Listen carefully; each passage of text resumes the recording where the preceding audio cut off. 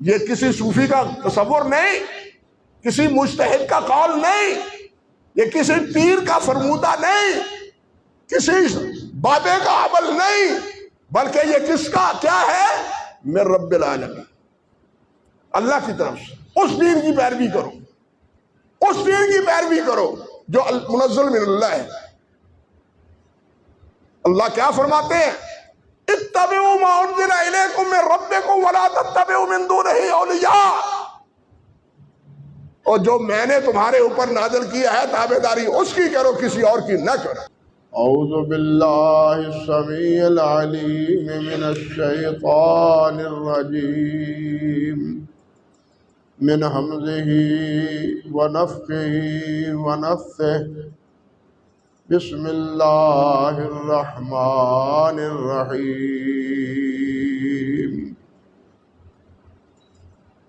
الیوم اکملت لکم دینکم واتممت علیکم نعمتی ورضیت لکم الاسلام دینا۔ سبحان ربک رب العزت عما یصفون وسلام علی المرسلین والحمد للہ رب العالمین۔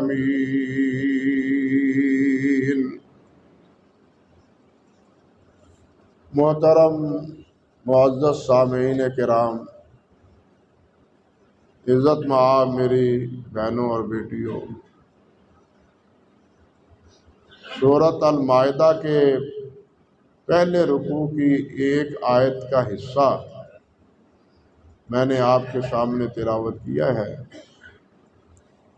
اور یہ وہ حصہ ہے جو سید الاولین والآخرین حضرت محمد رسول اللہ صلی اللہ علیہ وسلم پر حجۃ الوداع کے موقع پر خطبہ دیتے ہوئے جبرائیل امین نے آ کے یہ پیغام پہنچایا، اور نبی علیہ الصلوۃ والسلام نے اس پیغام کو تمام صحابہ کرام رضوان اللہ علیہ مجمعین کے سامنے سنا دیا۔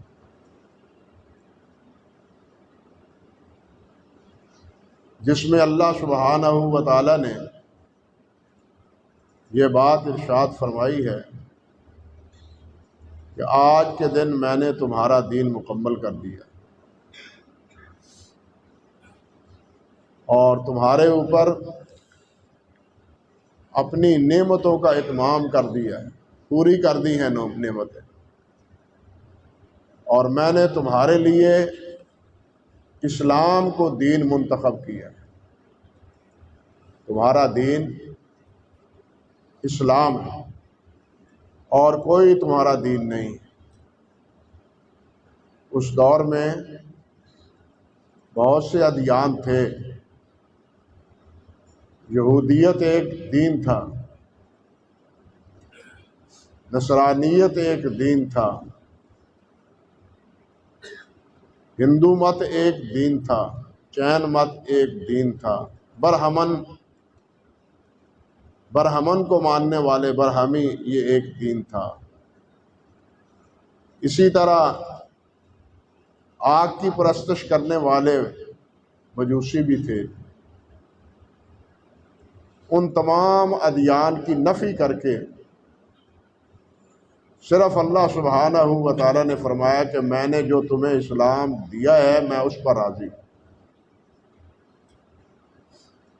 آج کے بعد نصرانیت کا پتہ کٹ گیا، یہودیت کا پتہ کٹ گیا، جتنے ادنان دین تھے وہ سب ختم ہو گئے۔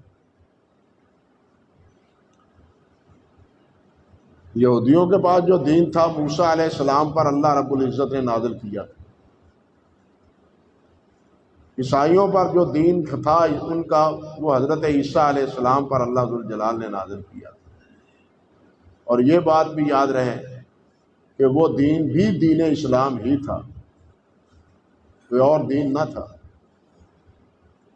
یہ یہودیوں کی بدبختی ہے یا ہماری خوش قسمتی ہے یہ سمجھ لیجیے یہود و نصارہ کی بدبختی ہے کہ انہوں نے اسلام کا لفظ چھوڑ کے اپنے آپ کو یہودی کہلایا، اپنے آپ کو عیسائی کہلایا، نصرانی کہلایا۔ ایک بات اور عرض کر دوں، یہاں آئی ہے ذہن میں کہ اللہ سبحانہ و تعالیٰ نے نصرانیوں کو انصار کہا ہے۔ عیسیٰ علیہ السلام نے ساتھیوں سے کہا تھا من انصاری الی اللہ، تو انہوں نے کیا کہا؟ نانو انصار اللہ، ہم اللہ کے معاون ہیں، ہم انصار ہیں۔ ان کو انصار کہا اللہ ذو الجلال، عیسیٰ علیہ السلام نے کہا اور انہوں نے اقرار کیا، لیکن یہ انصاری کی باقاعدہ ترکیب، باقاعدہ اس کا تعارف یہ کس کے حصے میں تھا؟ حضرت محمد الرسول اللہ کے نصارہ کے، حضرت محمد الرسول اللہ کے انصار کے لیے۔ وہی انصار ہیں، وہی مہاجر ہیں۔ مہاجرین صحابہ کرام، یہ جو ہم نے اصطلاح پاکستان اور ہندوستان میں مہاجرین اور مقامی لوگوں کی بنا رکھی ہے، یہ ہماری وضع کرتا ہے، ہماری بنائی ہوئی۔ انہوں نے اگر ہجرت کی تھی تو اللہ کے لیے کی تھی، دین کے لیے کی تھی۔ ہمیں جھانسا تو دین کا دیا گیا، لیکن یہاں 75 سال گزر جانے کے بعد بھی دین کا ایک ٹکڑا یہاں نافذ نہ ہوا۔ دین کی بغاوت ضرور ہوئی، نافرمانی ضرور ہوئی، الحاد کو ضرور پھیلایا، بلکہ دین کو کھڈے لگانے کے لیے انہوں نے ساری ترکیبیں سوچی۔ کس چیز کا تذکرہ کرو؟ جو ملک لا الہ الا اللہ محمد رسول اللہ کے نام پر بنا تھا، اس دین کے روکنے کے لیے، سد باب کے لیے کیا کچھ نہیں ہوا یہاں، اور الحاد اور بے دینی اس کو پنپنانے کے لیے کتنے حالات کو سازگار بنایا گیا۔ انا للہ و انا الیہ راجعون۔ اللہ اکبر کبیرہ۔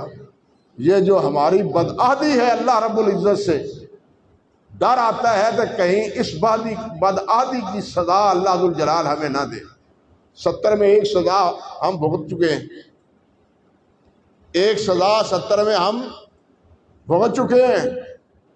ڈر لگتا ہے کہ مستقبل قریب میں اسی قسم کی کسی اور سزا کے مرتکب نہ ٹھہرے،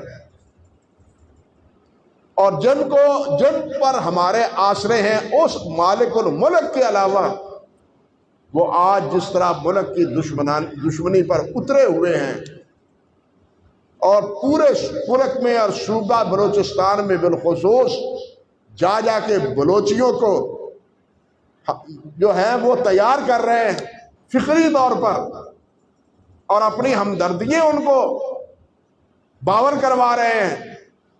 اس کے نتیجے سے بھائیوں خوف آتا ہے، ڈر آتا ہے، خطرہ محسوس ہوتا ہے۔ اور یہ بھی بات بیان میں ریکارڈ ہو چکی ہے، آپ تک بھی پہنچی ہوگی، کہ امریکہ کا اسلحہ کچے کے علاقے میں پہنچ رہا ہے اور کراچی میں بھی پہنچ رہا ہے۔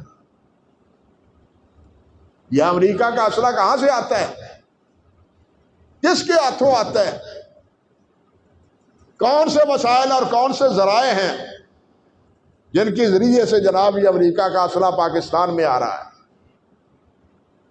اگر اس حقیقت سے پردہ اٹھایا جائے تو بہت سے دشمن بے نقاب ہوتے ہیں، مگر افسوس یہ ہے کہ ہمارے حکمرانوں کی اس کی کوئی فکر نہیں، نہ ہمارے سیاسی لوگوں کو، نہ بیوروکریٹوں کو۔ ہر ایک کی اپنی اپنی چاہتے ہیں اور اپنے اپنے مقاصد ہیں۔ ملک کو بچانے کے لیے اور ملک کو پاپولر کرنے کے لیے، اس کے محفوظ بنانے کے لیے ان کے ہاں کوئی لایا عمل نہیں۔ اپنے آپ کو بچانے کے لیے، اپنے تحفظات کے لیے یہ ساری تگودائیں اور کوششیں یہ کیے جا رہے ہیں، لیکن ملک کو بچانے کے لیے کیا کچھ کر رہے ہیں؟ المیہ ہے اس بات کا۔ اسی لیے میں نے کہا کہ یہ ملک نام تو اس پر لیا تھا کہ پاکستان کا مطلب کیا؟ لا الہ الا اللہ، لیکن نہ یہاں لا الہ الا اللہ رہا، نہ محمد رسول اللہ نہ اللہ کی ایک الوہیت یہاں غالب آئی، نہ محمد رسول اللہ کی رسالت غالب آئی، بلکہ محمد رسول اللہ صلی اللہ علیہ وسلم کے مقابلے میں جنہوں نے نبوت اور رسالت کا دعویٰ کیا، ہم نے ان کو انگیخت کی، ہم نے ان کی ہمنوائی کی، ان کو مضبوط کرنے کی کوشش کی، ان کو برات دی، ان کو ملک میں بڑے عہدے دیے، کن کو؟ جو اللہ اور اللہ کے رسول کے باغی تھے۔ دکھ کی بات یہ، ان باغیوں کو انہوں نے پاپولر بنایا ہے، مضبوط کیا ہے، ہر اہم پوسٹ پر انہیں کھڑا کیا ہے۔ آپ میں سے شاید کسی کو یاد ہو، کسی بزرگ کو، نوجوانوں کو تو پتہ ہی نہیں کہ 53 کی تحریک کا پس منظر کیا تھا، جہاں ہزاروں مسلمان شہید ہوئے تھے، ہزاروں، ایک دو کی بات نہیں، ہزاروں مسلمان۔ آج بھی آپ کے یہ بڑے قبرستان میں ان شہداء کی قبریں آج بھی موجود ہیں، یہ بڑے قبرستان میں، لاہور میں بھی اسی طرح۔ اور جنہوں نے یہ کچھ تو خون کیا تھا وہ اپنے انجام کو پہنچے، اور وہ سازش اللہ کے فضل و کرم سے ناکام ہوئی جو قادیانیوں نے بلوچستان کو ہتھیانے کے لیے کی تھی۔ اس پس منظر میں 53 کی تحریک چلی تھی، لوگوں کو نہیں پتا۔ ہم نے صرف یہ بات کہہ کے اسمبلی میں کہ وہ کافر ہیں، لمبی تان کے سو گئے، فتح یاب ہو گئے، زندہ باد کے نعرے، مبارکبادیاں، یہ ہم نے وصول کر لی، لیکن جو اصل آگے کار کرنے کا کام ہے وہ آج تک ہم نے کیا کیا ہے؟ وہ ہم نے کیا کیا ہے؟ ہمارے حکمرانوں نے کیا کیا ہے؟ بیوروکریٹوں نے کیا کیا ہے؟ ملک کو چلانے والوں نے کیا کیا ہے؟ کچھ نہیں کیا۔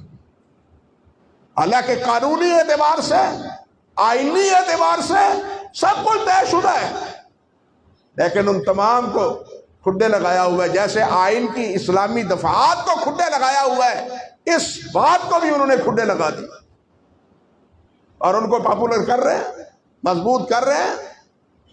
آج بھی ان لوگوں کی ریشہ دوانی ہے، اور بعض وہ جن کو ہم سمجھتے ہیں یہ برادر مسلمان ملک ہے، ان کی خباستیں آج بھی ہمارے سامنے آ گئی۔ ہندوستان کے راہ کے ایجنٹ کس ملک کے پاسپورٹ لے کے ہم آپ کے پاکستان میں آتے ہیں اور آ کے وارداتیں کرتے ہیں؟ ملک ہے مسلمان، یاد نہیں رہا؟ جو بلوچستان میں گرفتار ہوئے تھے کس پاسپورٹ پر آئے تھے، کس راستے پر آئے تھے؟ ہم اسی غلط فہمی میں مبتلا ہے کہ جناب برادر اسلامی ملک ہے۔ انا للہ و انا الیہ راجعون۔ اللہ ہی ہمیں سمجھ عطا فرمائے۔ میں عرض کر رہا ہوں کہ اللہ نے اسلام ہمیں دیا تھا، یہ اسلام ہم سے اب چھنتا چلا جا رہا ہے۔ مسلمانوں کے باوجود اسلام یہاں غریب نظر آتا ہے۔ وہ جو نبی علیہ السلام نے فرمایا تھا بدا الاسلام و غریبا و سیعود کما بدا فطوبى للغرباء، جب ابتدا ہوئی تھی اسلام اس وقت بھی اجنبی تھا، آخر زمانے میں پھر وقت آئے گا اسلام اجنبی ہوگا، دین کی باتیں اجنبی، الحاد زوروں پر، کفر زوروں پر، بدعات زوروں پر، خرافات زوروں پر، اگر نہیں ہے تقویت میں تو اسلام نہیں ہے، قرآن نہیں۔ انا للہ و انا الیہ راجعون۔ کہنے کو ہم مسلمان ہیں، کہنے کو ہم امت مصطفی ہیں، لیکن امت کے جو تقاضے ہیں یا اسلام کے جو اہداف ہیں ہمیں ان سے ساتھ کوئی تعلق اور کوئی علاقہ نہیں۔ انا للہ و انا الیہ راجعون۔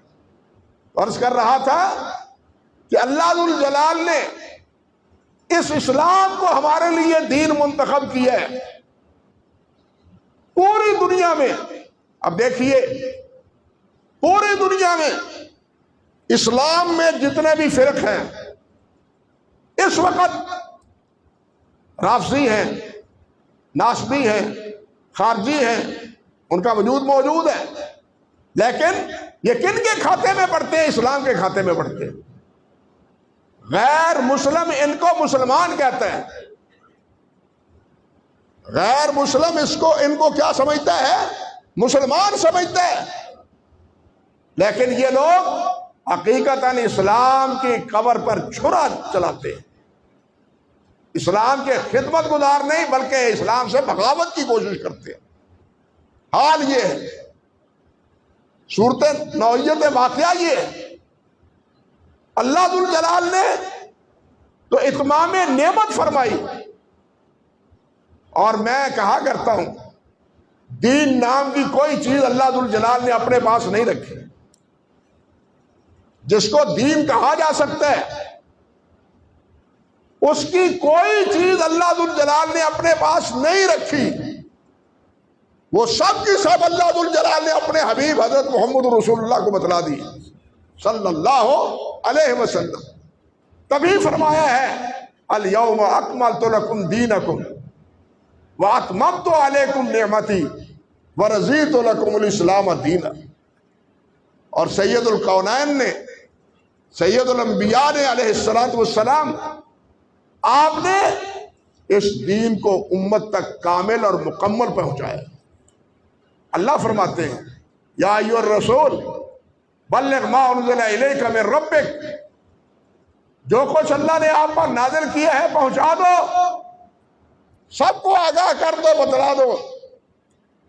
نبی علیہ السلام نے کوئی چیز دین کی چھپائی نہیں ہے۔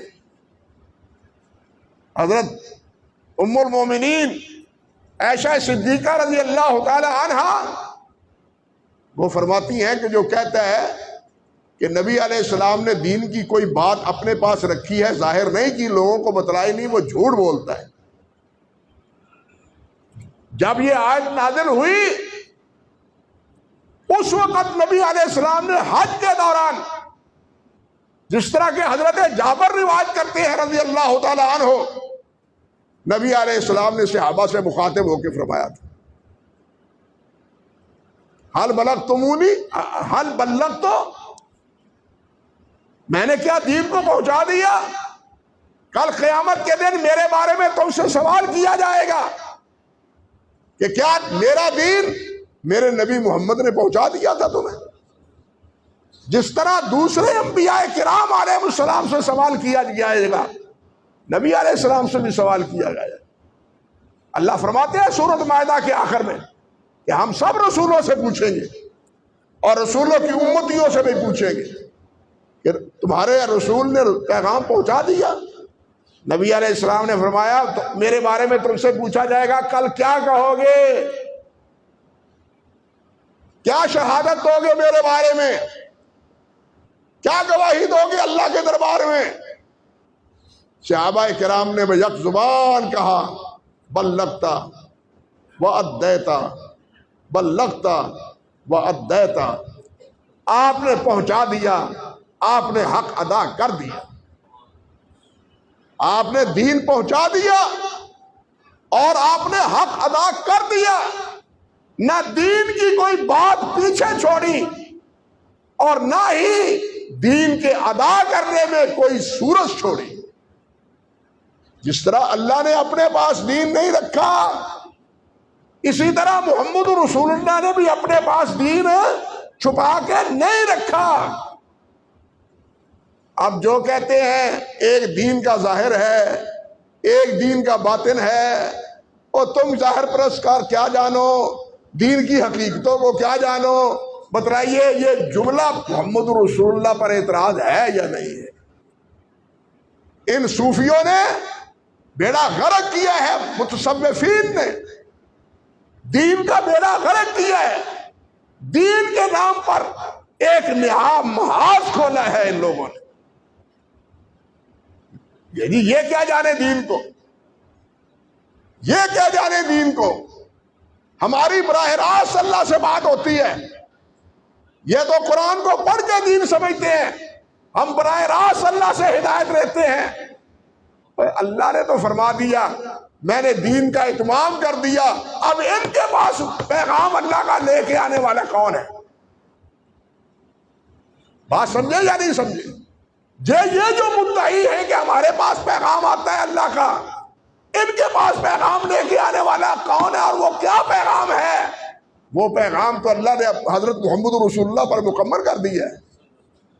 ورنہ یہ کہو کہ اللہ نے مکمل کیا ہی نہیں، بہت سی باتیں چھوڑ دی.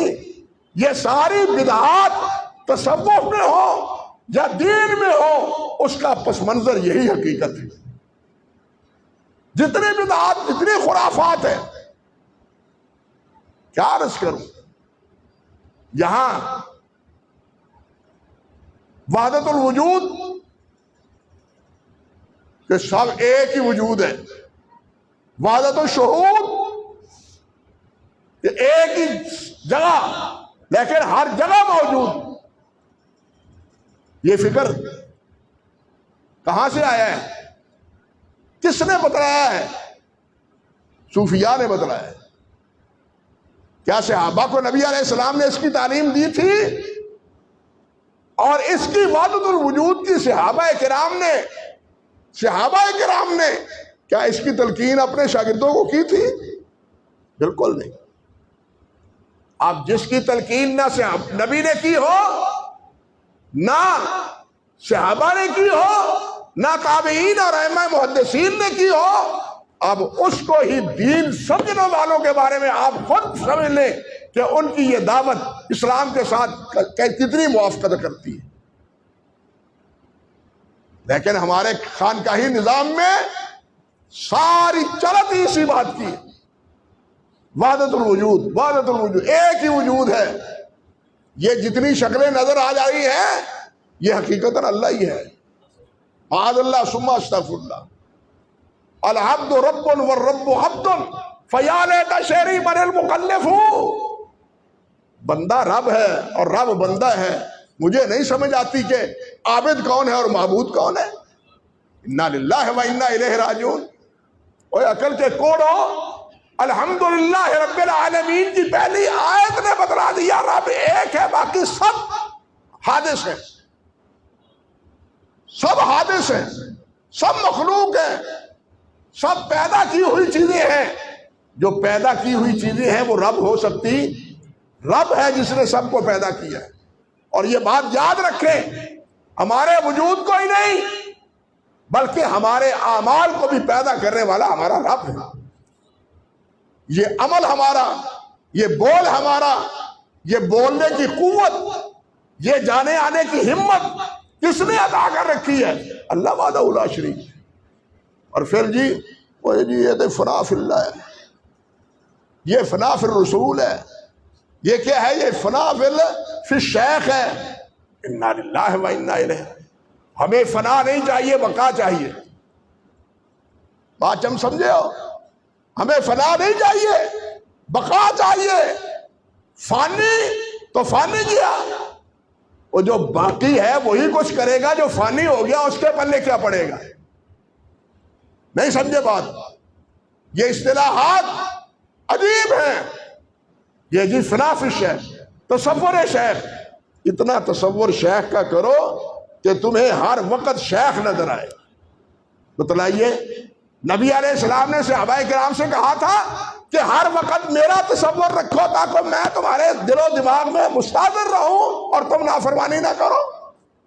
نبی علیہ السلام نے یہ تعلیم دی تھی، تو پھر اب یہ تصور پہ نام کے دی ہوئی دین تعلیم، اس کا دین کے ساتھ کیا تعلق ہوا؟ اللہ کے لیے سوچو. یہ خانقاہی نگاہ نظام جو اس بات پر قائم ہے، پہلے شیخ کہانیاں بنائی ہوئی ہیں. اور جی حضرت شیخ صاحب جا رہے تھے، وہ یا اللہ کہہ رہے تھے، اور اس کو کہا کہ تو یا جنید کہتا چلا جا. مرید نے کہا بابا جی کچھ اور کہہ رہے ہیں، میں کچھ اور کہہ رہا ہوں، میں کچھ اور کہہ رہا ہوں، بابا جی اور کہہ رہے ہیں۔ مرید نے کہا کہ میں بھی وہی کہتا ہوں جو بابا جی کہتے ہیں۔ اب جب وہ یا جنید کہہ رہا تھا، وہ پانی کے اوپر تیر رہا تھا، جو ہی یا اللہ کہا ڈبکی کھانے لگا۔ آواز پیدا ہوئی تو حضرت صاحب نے پیچھے مڑ کے دیکھا، اور کیا ہوا تمہیں؟ او جی جو تسی پڑھ سی پڑھتے سجے وہی میں پڑھ لگا۔ بیوقوف، مجھ تک تو تم پہنچے نہیں، اللہ تک کیسے پہنچ جائیں گے؟ ایسی کہانیاں بنائی ہیں، لکھنے والوں نے یہ کہانیاں لکھی ہیں، بیان کرنے والے یہ کہانیاں بیان کرتے ہیں۔ یہ اللہ سے توڑ کے، اللہ سے جدا کر کے اپنے شیخ کے ساتھ سب کچھ قربان کرنے کے مترادف ہے یا نہیں؟ ہمیں کس پر راضی ہونا چاہیے؟ اللہ پر۔ ہمیں کس پر راضی رہنا چاہیے؟ اسلام پر۔ ہمیں کس پر راضی رہنا چاہیے؟ محمد رسول اللہ پر۔ حدیث نہیں سنی آپ نے؟ من رضی باللہ ربا وبالاسلام دینا وبمحمد نبیا فقد ذاق طعم الایمان۔ فرمایا اس نے ایمان کا ذائقہ چکھ لیا، ایمان کی مٹھاس پالی، ایمان کی مٹھاس پالی۔ اللہ اکبر کبیرہ۔ کس نے؟ جس نے کہا میرا رب اللہ، میرا رسول محمد صلی اللہ علیہ وسلم، میرا دین دین اسلام، میرا دین دین اسلام۔ یہ تین ہی چیزیں ہیں، چوتھی اور کوئی چیز نہیں ہے۔ قبر میں بھی کیا پوچھا جائے گا؟ من ربک، ما دینک، من نبیک۔ یہی سنتے ہیں نا؟ کسی بابے کے بارے میں پوچھا جائے گا، پیر کے بارے میں پوچھا جائے گا، لیکن یہاں بھی کہانیاں یار لوگوں نے بنائی ہوئی ہیں۔ یہاں بھی قبر میں پوچھا من ربک، مینوں نہیں پتا، میں حضرت صاحب دا تو 20 ہاں۔ اللہ اکبر کبیرہ۔ فرشتوں نے کہا جی آج نئی جواب سنائے اللہ پاک کے ساتھ۔ یا اللہ یہ تو نہائی جو سوال کا جواب ہم نے پایا ہے۔ ہم نے سوال کیا تمہارا رب کون ہے؟ تو وہ کہتا ہے مجھے نہیں پتا کون ہے، میں تو حضرت صاحب کا غوث الاعظم کا جناب دھوبی ہوں۔ اللہ تعالیٰ نے فرمایا چھوڑ دو، ورنہ ایسا نہ ہو کہ باقیوں کو بھی چھوڑنا پڑے۔ انا اللہ و انا الیہ راجعون۔ آپ مجھے بتلائیں جب اس قسم کے کہانیاں دے دے کے لوریے دی جائیں تو پھر کون اسلام کی تابع داری کرے جو اسلام اللہ نے محمد رسول اللہ پر نازل کیا تھا؟ کون اس کی تابع داری کرے؟ اور اللہ والو اس دین کو اپناؤ جو دین اللہ نے محمد رسول اللہ پہ آسمان سے نازل کیا۔ ہمارا دین آسمان سے آیا ہے، اللہ کی طرف سے آیا ہے، زمین سے نہیں آیا، زمین میں سے نہیں نکلا، اللہ نے نازل کیا ہے۔ نازل بہ الروح الامین، روح الامین لے کے آیا ہے، علی قلبے کا، تیرے دل پہ لے کے آیا ہے، تمہیں یہ قرآن پیغام کا پہنچایا ہے۔ یہ کس کا کہاں سے آیا ہے؟ تنزیل من رب العالمین، تنزیل من رب العالمین، رب العالمین کی طرف سے نازل کیا ہوا ہے۔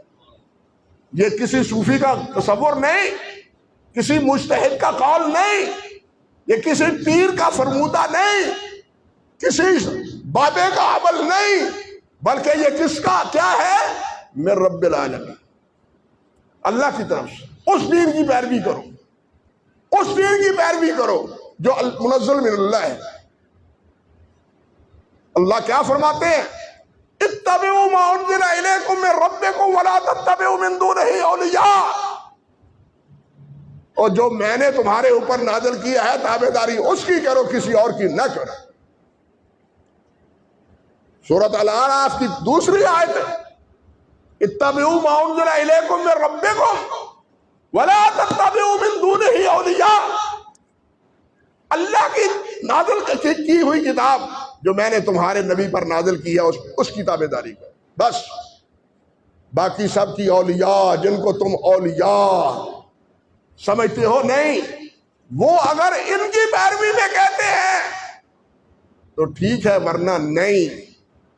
امام 2 رکعتیں پڑھاتا ہے، 4 پڑھاتا ہے، 4 کے بعد اٹھنے لگتا ہے، آپ سبحان اللہ کہتے ہیں یا نہیں کہتے؟ کیوں کہتے ہیں؟ اب 1 رکعت کا اضافہ کرے گا تو نماز ہی پڑھے گا، رکوع کرے گا، قرآن پڑھے گا، فاتحہ پڑھے گا، سجدہ کرے گا۔ آپ سبحان اللہ کی رٹ کیوں لگاتے ہیں؟ مولوی صاحب بھول گئے، قاری صاحب بھول گئے، 4 ہی ہے، 5ویں نہیں ہے۔ یہ دین اسی طرح متعین ہے، منمانی کا نام دین نہیں ہے۔ ایسے کر لو یہ بھی دین ہے، ایسے کر لو یہ بھی دین ہے۔ انا للہ و انا الیہ، یہ دین ہے یا بازیچہ اطفال ہے؟ ہم نے دین کو دین نہیں رہنے دیا، ہم نے اپنی منمانی کو، اپنی مرضی کو دین کا لبادہ اڑھایا ہے۔ اللہ سے توبہ کرو۔ اور میں نے عرض کیا کہ اللہ رب العزت نے دین نام کی کوئی چیز اپنے پاس نہیں رکھی، کوئی چیز نہیں۔ اللہ کے خزانے بھرے ہوئے ہیں یا نہیں؟ لہو مقالید السماوات والارض، زمین و آسمان کے کی چابیاں، خزانے کس کے پاس ہیں؟ اللہ کے پاس۔ اور کیا ان کے جو جب سے دنیا بنی ہے اور جب تک رہے گی اس خزانوں سے اللہ ذوالجلال صاحب کو نواز رہے ہیں یا نہیں؟ ان خزانوں میں کوئی کمی آئی ہے؟ کوئی کمی واقعہ ہوئی ہے؟ نہیں۔ اللہ اکبر کبیرہ۔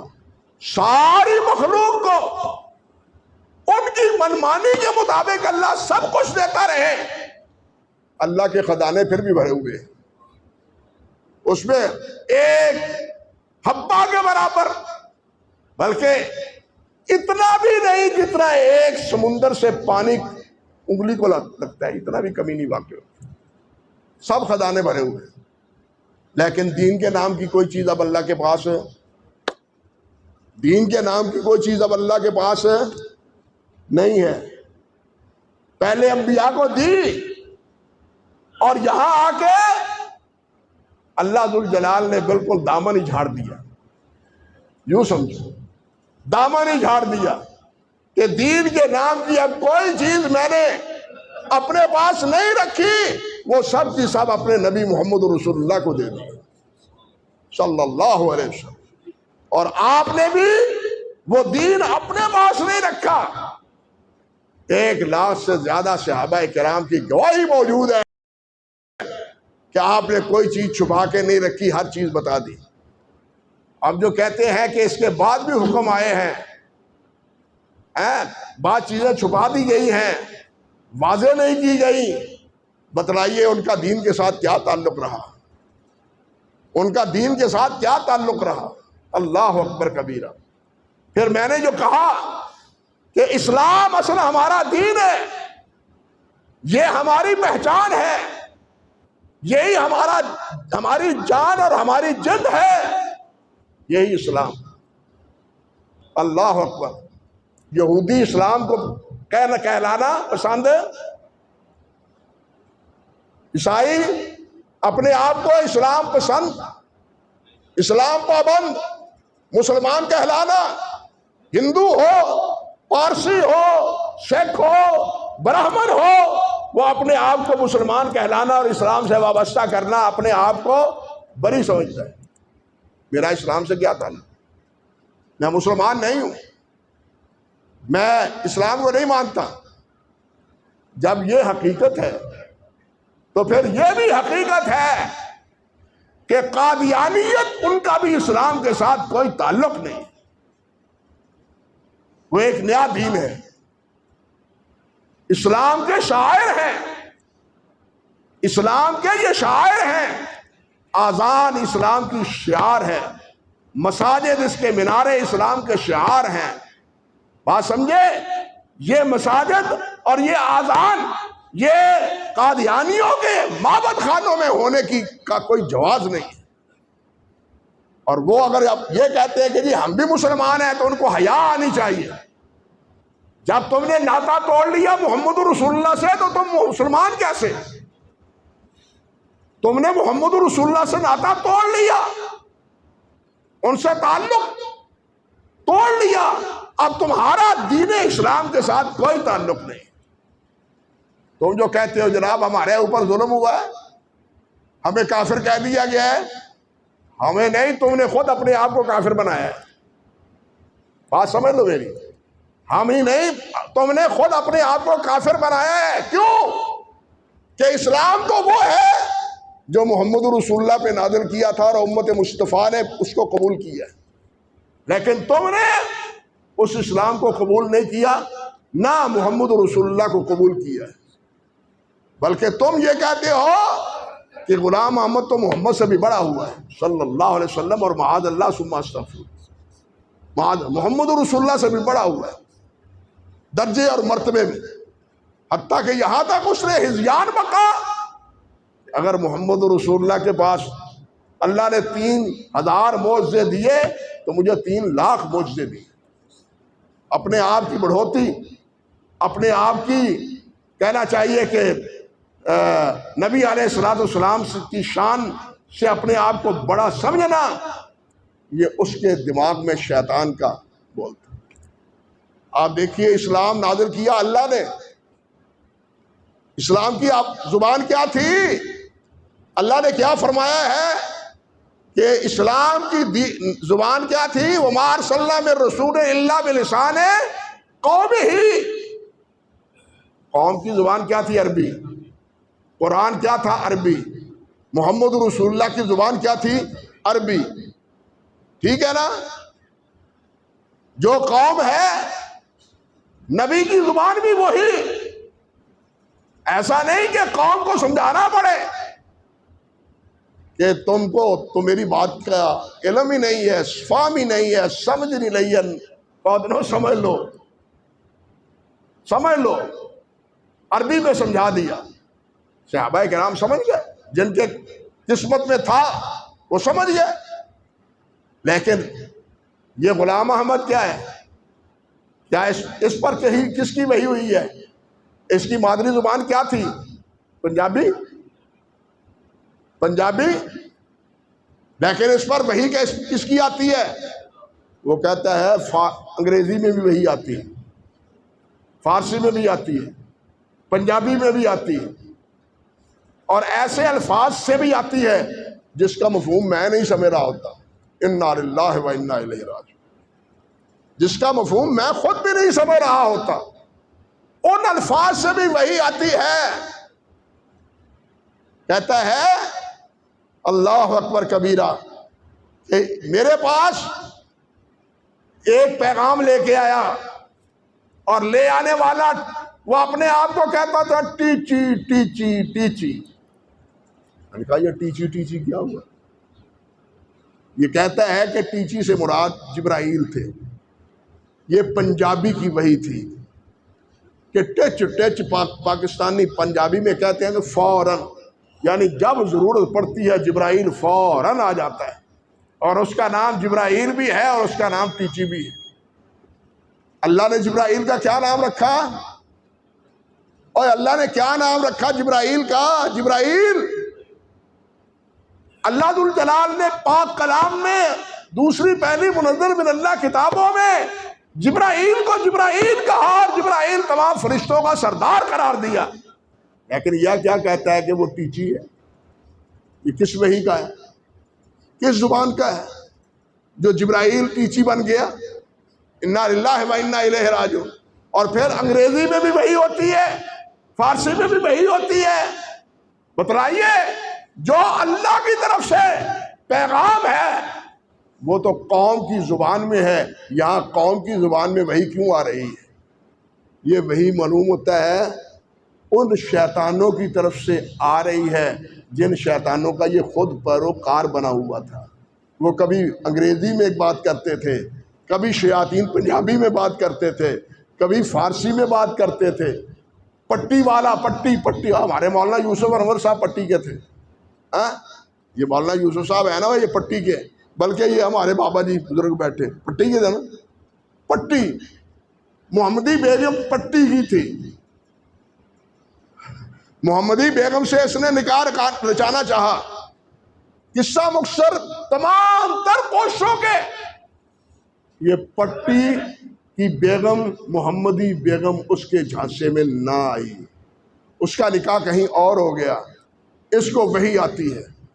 اب پنجابی کی وہی اس کو آتی ہے، پٹی پٹی گئی، پٹی پٹی گئی، مجھ پر وہی آئی ہے پٹی پٹی گئی۔ پٹی سمجھتے ہیں نا، کہ یہ کیا ہوا، تباہ ہو گئی، برباد ہو گئی۔ وہ نہ تباہ ہوئی نہ برباد ہوئی، وہ نہ تباہ ہوئی نہ برباد ہوئی، لیکن اس کی زبان سے پنجابی میں وہی آئی، پنجابی میں بھی وہی آئی، فارسی میں بھی آئی، انگریزی میں بھی آئی۔ تو یہ نبوت کا اسلوب نہیں ہے جو انبیاء کا رہا ہے، حضرات انبیاء کرام علیہ السلام۔ بہت سی باتیں ہیں اس حوالے سے کہنے کی، لیکن آج اسی پر اکتفا کرتا ہوں۔